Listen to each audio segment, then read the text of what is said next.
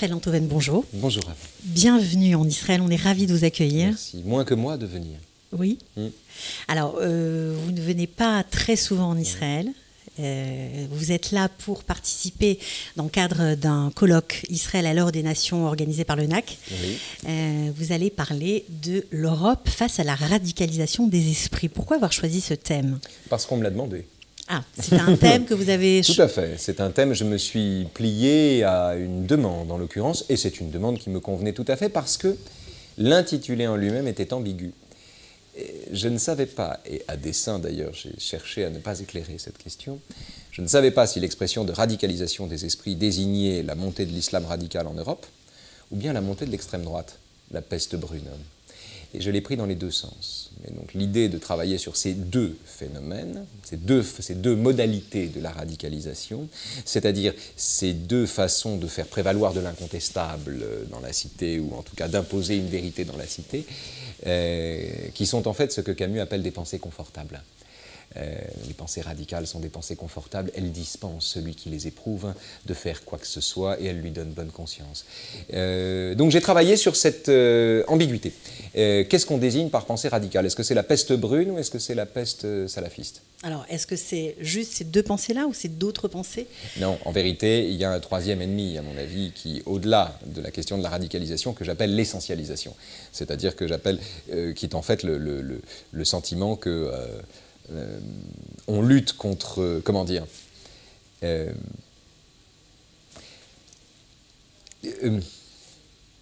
c'est tout l'inconvénient d'une démocratie, si vous voulez. Pardonnez-moi, je réfléchis en vous parlant, mais c'est tout l'inconvénient d'une démocratie. Une démocratie ne peut pas souhaiter un changement de régime. Nous n'avons pas d'espoir en démocratie. Nous n'avons pas d'espoir d'un au-delà. Nous n'avons pas d'espoir d'un changement de régime, d'un changement de constitution, de quoi que ce soit. L'horizon d'une démocratie, c'est elle-même. C'est de rester... C'est de rester elle-même. L'effet de cela, c'est la fatigue démocratique. En particulier quand, et c'est le cas de la démocratie européenne, vous n'avez plus d'adversaires objectifs. Alors qu'en Israël, il y en a. Et mon sujet, c'est que reste-t-il de la démocratie quand elle ne s'appuie pas sur le contrepoint d'une adversité objective? Est-ce qu'elle n'est pas condamnée, justement, à la radicalisation? Alors, justement, quand on entend radicalisation, on entend... Vous l'avez dit, terrorisme aussi, on est confronté à ça en Israël. Vous parlez souvent dans vos discours, dans vos prises de parole, de la difficulté aujourd'hui en Europe d'avoir un vrai débat d'idées. Oui. Alors, est-ce que vous pouvez préciser pourquoi? Parce que c'est impossible en fait d'avoir un débat d'idées, parce que prenez par exemple Twitter, qui est un espace qui célèbre le débat, c'est un espace qui le compromet aussi en permanence. C'est-à-dire que la célébration du débat est aussitôt assortie de hordes dont le vacarme est destiné à recouvrir l'opinion disconvenante ou l'opinion qui déplaît. Donc vous célébrez le débat et dans le même temps vous le rendez impossible. Et pour le rendre impossible, on dispose d'une arme, le commun des citoyens dispose d'une arme qui est une arme épouvantable, qui est le procès d'intention. C'est-à-dire, si vous dites quelque chose, pour ne pas m'intéresser à ce que vous dites, je vais vous reprocher de le dire parce que vous êtes ceci. Autrement dit, je vais indexer... J'indexe votre argument sur votre identité. C'est exactement ce qui se passe avec la montée des antisémites. C'est évident, c'est-à-dire que vous ne pouvez pas, en ce qui me concerne, par exemple, c'est très intéressant, il m'arrive d'être très critique sur la politique israélienne, sur le gouvernement israélien, notamment le gouvernement Netanyahou, ça m'arrive. Or, évidemment, les gens qui me parlent et qui m'accusent ou qui me font des procès d'intention déduisent de l'identité qu'ils m'attribuent les positions que je n'ai pas sur le gouvernement Netanyahou, par exemple. Donc, ils n'arrêtent pas de me dire, oui, vous qui le défendez bec et ongles. À ma connaissance, je n'avais jamais jusqu'ici défendu Netanyahou. Et donc ça crée des moments assez stupéfiants, en somme, où l'être sur qui vous avez collé une étiquette ne se conduit pas exactement comme l'étiquette a écrit qu'il devait se conduire. Et c'est là que le débat reprend ses droits. C'est-à-dire c'est le moment où une personne qui vous fait un procès d'intention dit « Ok, j'avais tort sur ce coup-là. J'avais tort, vous êtes plus large que votre identité, ou peut-être n'avez-vous pas l'identité que je vous ai attribuée. » Bref, on est constamment obligé de balayer devant sa porte pour permettre un débat, alors que c'est l'évidence. C'est pour ça que vous restez très présent sur Twitter. Je sais que vous tweetez oui, je ne veux pas leur laisser ça. Alors que vous êtes insulté, vous avez été... oui, mais je m'en fous. C'est pas moi qui insulte, c'est mon image. Et puis en plus, la plupart des gens qui m'insultent... C'est votre image de quoi? De philosophe c'est l'image qu'ils ont derrière... c'est l'image qui... Si vous voulez, les gens qui vous insultent en ligne, d'abord vous insultent en général derrière un pseudonyme. Quand vous crachez sur quelqu'un derrière un masque, vous avalez votre mort. Pardon de le dire comme ça, mais c'est ça qui se passe. Donc, je ne suis pas vraiment concerné par le crachat d'un anonyme, si vous voulez, par le crachat d'un pseudonyme. Ça ne m'intéresse pas. Quand quelqu'un, à visage découvert, me regarde en face et me dit quelque chose de terrible, il mérite une réponse. Mais quand quelqu'un d'anonyme décide de me cracher dessus parce qu'il est tranquillement comme un sniper derrière sa fausse identité pour balancer ce qu'il veut, je ne suis pas concerné par ça. En revanche, son comportement m'intéresse. Parce que je le vois se conduire comme se conduisent les humains quand ils pensent qu'on ne les regarde pas. Qui est une problématique, ça remonte à Platon en fait. Que font les individus, que feraient des individus s'ils disposaient d'un outil qui leur permette de ne pas être vus? Et donc Twitter est un outil très précieux pour ça. Et les gens qui m'insultent sont une matière à réflexion. Est-ce que vous trouvez que c'est un outil précieux, puissant pour lutter contre la radicalisation des esprits? Il faut lutter contre la radicalisation sur Twitter. C'est-à-dire il faut lutter contre la radicalisation Comment? sur les Avec réseaux humour? sociaux. Éventuellement, avec humour et en injectant de la dialectique. C'est-à-dire en disloquant les procès d'intention autant que possible, en les brisant autant que possible et en rétablissant des nuances. La différence qu'il y a entre le blasphème et le racisme, entre questionner et remettre en question, entre douter et se défier. Ce sont des différences fondamentales. Camus parle de ces nuances qui ont l'importance de l'homme même. Et injecter ce genre de nuances dans le débat, c'est précisément prendre le contre-pied du mouvement anthropique de Twitter lui-même, qui veut constamment amalgamer les choses, les identifier et les monocoloriser, ou les bicoloriser, si vous voulez. Je ne veux pas laisser faire ça. Enfin, ça finira par arriver, c'est irrésistible, c'est plus puissant qu'un désir, et ce que je fais ne sert à rien. Mais pour agir, il ne faut pas avoir d'espoir, vous savez. Si vous commencez à avoir de l'espoir quand vous agissez, vous êtes tellement déçu si vite que vous baissez les bras. Donc moi, je n'ai aucun espoir. Sans attendre un Mais résultat. il n'est pas nécessaire d'espérer pour entreprendre, ni de réussir pour persévérer. Je ne vois aucune raison dans le fait que le ciel soit vide pour ne pas me retrousser les manches et lutter pour que les gens se parlent. Alors c'est cette verve-là, cette fibre-là que vous avez transmise à votre fils Aurélien, qui est très présent sur les réseaux sociaux, qui a été très attaqué, que vous avez défendu... Alors il s'est défendu lui-même, hein, parce aussi, qu'il se défend bien tout seul. Je plains beaucoup les gens qui attaquent Aurélien. Aurélien est très fort, il est très puissant et il est extrêmement calme. Donc il a cette capacité à répondre posément à des gens qui l'insultent et il a une capacité à discuter avec des gens pour qui moi je n'arrive pas à avoir de l'intérêt. C'est-à-dire que quand Aurélien, qui est vidéaste, entre autres, fait une vidéo sur le racisme... Oui. C'est un youtubeur pour qui ça marche bien d'ailleurs, il a un vrai succès, ça, je suis fier de ça, très fier. Quand Aurélien fait une vidéo sur le racisme, il va parler à des racistes. Et les mecs sont il va les rencontrer. Il va les rencontrer, il discute avec eux, il dit ça les intéresse. Les types sont tout surpris d'avoir quelqu'un qui s'intéresse à ce qu'il raconte alors qu'il les désapprouve. Et Aurélien pousse non pas la tolérance, mais le goût du débat jusque-là. Du coup, les gens qui le détestent sont un peu embarrassés. Ouais, bon, il a quand même été affiché avec une étoile juive. Alors ça c'est autre chose. Il a été, en fait, ce qui s'est passé, c'est qu'un nazi, un néo-nazi du nom de Boris Lelay, qui est allé courageusement se réfugier au Japon après ses 14 condamnations pour nazisme avéré, publie une page dans un site qui s'appelle Démocratie participative, il faut quand même l'inventer, sous le pseudonyme de Capitaine Harlock, dans lequel, où il présente mon Aurélien avec une étoile jaune, affublé d'insultes ignobles, inimaginables, sur lui, ses parents, sa mère, son père, etc. Bon. Alors, il y a deux possibilités, si vous voulez, à partir de ça. Soit on dit, bon voilà, la peste brune est de retour, les nazis sont là, et on veut tuer mon fils, etc. etc. Bon, on panique. Soit, calmement, on se dit, bon, il y a une dizaine de nazis qui officient au Japon, on va les retrouver, on va les faire condamner, on va leur compliquer la vie, ils n'auraient pas dû s'attaquer à nous, ça c'est la première chose. Et la deuxième chose, c'est de s'en prendre, non pas aux nazis, qui sont 8, mais aux collabos, ceux que j'appelle les collabos. C'est-à-dire ceux qui n'ont pas défendu Aurélien. Les salauds. Oui, les salauds. Les salauds. Ça aussi. Oui, les salauds, au sens le plus sartrien du terme. C'est-à-dire ceux qui n'ont pas défendu Aurélien. Ceux qui ont dit, oui, bien sûr, c'est pas bien l'antisémitisme, mais enfin, regardez quand même ce qu'il a dit, le gamin, là. Et falsifiant son discours, etc. Ça, c'est odieux. Alors, ça, c'est insupportable. Si vous voulez, le collabo est plus dangereux que le nazi parce qu'il est plus nombreux. Alors justement, cette façon de faire s'est retrouvée dans toutes les... Moi, c'est la lâcheté qui me dégoûte plus que la gerbe. Vous voyez ce que je veux dire? Parce que la gerbe est minoritaire, la lâcheté est majoritaire. Alors justement, après Charlie Hebdo, on a eu exactement le même genre de Bien réaction. sûr, c'est la même chose. Toute mesure gardée, c'est la même histoire. Les gens qui n'ont pas défendu Charlie Hebdo, les gens qui disaient « je suis Charlie, mais », les gens qui disaient « je suis Charlie tant que Charlie fait des dessins qui me plaisent ». Charlie est un journal libertaire. On n'est pas obligé d'aimer Charlie. En revanche, Charlie est un journal qui représente la liberté. Ce qui est représenté est libertaire, ce qu'il représente est la liberté elle-même. Donc il n'y a pas à suspendre l'amour qu'on a pour Charlie à la nature de ses dessins.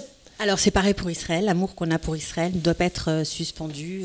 C'est autre chose. En tout cas, c'est autre chose, parce que quand vous défendez Charlie, vous défendez la liberté de la presse. Si vous D'accord. défendez Charlie, vous défendez la liberté de la presse en toute bonne foi, etc. Il y a des gens qui défendent Israël sans avoir le sentiment de défendre l'avenir de la démocratie. Peut-être ont-ils tort, mais néanmoins, le rapport qu'entretiennent les gens avec Israël est d'une autre nature que le rapport que les gens entretiennent avec Charlie Hebdo. Les seuls qui ont le même rapport, c'est ceux qui pensent que Charlie Hebdo est israélien, ce qui est encore une autre histoire, si vous voulez, et ce qui n'a évidemment aucun sens. Mais ce qui est intéressant avec Israël en France, c'est que c'est un épouvantail en France. Vous dites Israël, vous dites du bien d'Israël, vous devez vous... Vous faites attention, vous, dans les médias, quand vous parlez d'Israël. Moi, je fais en sorte que... j'essaie autant que possible, c'est très difficile, de n'offrir aucune prise à la mauvaise foi. Or, la mauvaise foi, quand je parle d'Israël, c'est évidemment de dire « Ah, le sioniste, c'est-à-dire le juif, se met à parler d'Israël, et évidemment, il en dit du bien. » Donc, d'abord, j'avoue que les critiques m'intéressent plus que les éloges, donc je m'attache en général à pointer ce qui ne va pas, ce qui me permet en creux de dessiner une idée. J'ai tendance à penser, pour le dire simplement, qu'Israël est une idée avant d'être un territoire. Et que cette idée, ou l'idée que je me fais de cette idée-là, a été malmenée, par exemple, par la loi sur l'État-nation en juillet 18. J'étais pas pour. J'étais pas pour. Pourquoi ?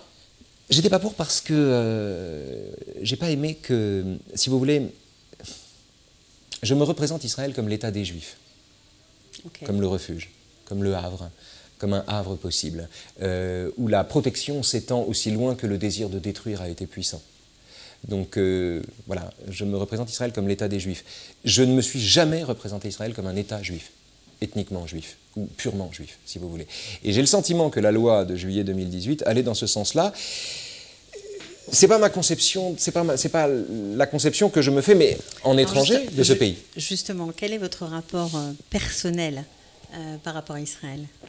Oh, de la famille, ouais. De la famille, des visites et un goût passionné pour la culture et le niveau de curiosité intellectuelle, d'exigence philologique qu'on trouve ici.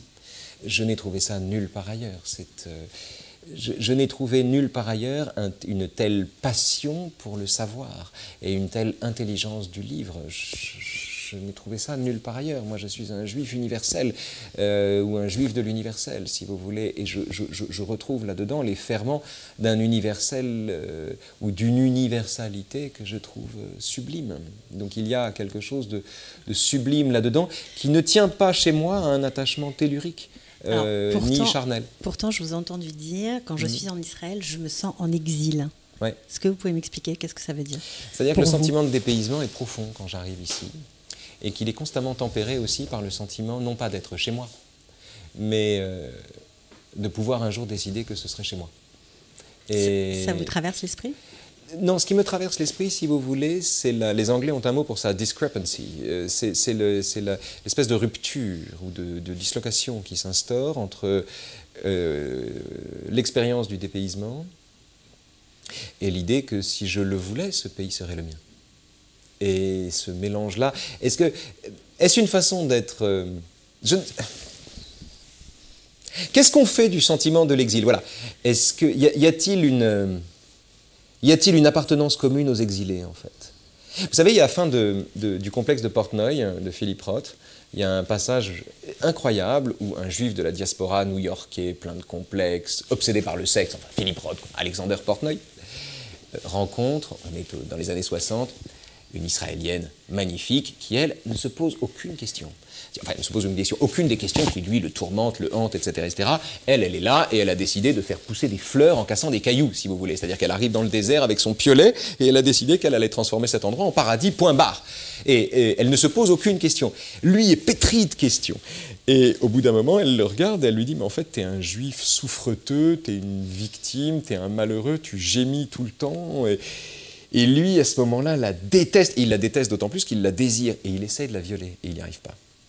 Et il se passe là quelque chose qui est extraordinaire dans le dialogue entre la diaspora, si vous voulez, et le sentiment naissant d'appartenance, qui, à mon avis, résume bien des problèmes internes au judaïsme. Et moi, je suis pris dans cette dialectique. Je suis un juif de la diaspora. Ok. Juste pour terminer, pour des choses un petit peu plus légères, vous avez visité un peu le pays. Je crois que vous êtes venu aussi avec votre petit garçon, Oui. Pas Aurélien cette fois. Qu'est-ce que vous avez vu? Où avez-vous été? Qu'est-ce que vous avez aimé faire? Oh, j'ai les goûts de tout le monde. J'ai les goûts de tout le monde. J'aime l'idée de m'asseoir sur l'eau et de pouvoir lire le journal et de ressortir tout blanc. J'aime l'idée en 1h30 de temps de visiter les 3 lieux saints ou presque les plus importants des 3 monothéismes. C'est-à-dire j'aime l'idée de ce timbre-poste, de ce kilomètre carré de poudre où on peut se promener quand même librement et où par ailleurs on mange si bien. J'aime passionnément la ville de Tel Aviv, qui est une espèce de New York, j'allais dire New York européenne, qui est un peu comme Berlin en fait, qui est une ville qui respire la liberté, mais à un point que je trouve admirable. Mais c'est une phénoménologie de tout ça, parce que moi j'entretiens avec ça un rapport vraiment d'étrangeté, au sens où je ne parle pas hébreu. Et je me demande, vous savez, Gary, dans Adieu Gary Cooper, il parle à un moment d'un Américain et un Israélien qui ne parlent pas la même langue. En fait, l'Israélien ne parle pas un mot d'anglais, l'Américain ne parle pas un mot d'hébreu, et puis les deux s'entendent bien, et puis ils deviennent amis, plutôt amis. Bon. Et puis un jour, pour honorer cette amitié naissante, l'Israélien décide d'apprendre l'anglais, ça va plus vite. Et donc il se met à apprendre l'anglais, et les types commencent à échanger un peu, et ils s'aperçoivent en échangeant qu'ils n'ont rien à se dire. Et Gary a cette phrase géniale, il dit « Entre les deux, s'était dressée la barrière de la langue. La barrière de la langue, c'est quand 2 personnes parlent la même langue, plus moyen de se comprendre. » Et moi, j'aime ça. Voilà. Et moi, j'aime ça. J'aime bien, j'aime avoir à comprendre quelqu'un qui ne parle pas la même langue que moi. Et puis, je ne pouvais pas, ça c'est encore autre chose, mais c'est vrai que c'est un lieu de transmission et que je ne me voyais pas y aller sans l'un de mes enfants. Ouais, c'est important pour vous de passer le flambeau? Je ne sais pas si c'est un flambeau que je passe. Je sais que c'est un endroit où je suis heureux d'être avec mes fils. Et je n'ai pas d'autre réponse à vous faire. Bon, on va finir sur cette jolie phrase. Merci beaucoup. Merci à vous. Et à très bientôt.